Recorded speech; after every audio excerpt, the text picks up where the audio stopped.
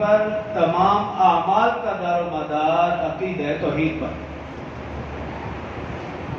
عقیدہ توحید تمام عقائد میں سے سب سے بنیادی، پہلا اور اہم عقیدہ ہے۔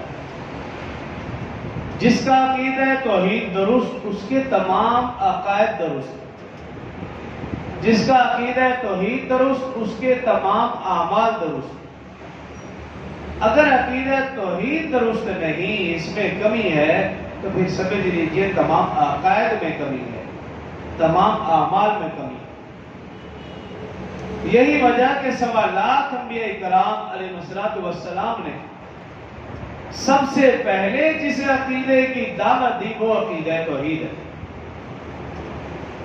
حضرت ابراہیم علیہ السلام کی زندگی دیکھ لیجیے کہ انہوں نے اپنی ماں سے جو سب سے پہلے جس عقیدے کی بات کی وہ عقیدہ توحید کی دعوت دی۔ اپنے والد کو جس چیز کے بارے میں سب سے پہلے دعوت دی وہ بھی عقیدہ توحید۔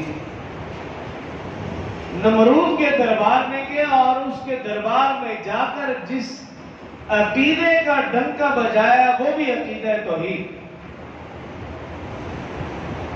حضرت ابراہیم علیہ السلام نے جب اپنی قوم کو دیکھا، آپ کی ساری کی ساری قوم وہ بھی بتوں کے پجاری، شرک میں مبتلا،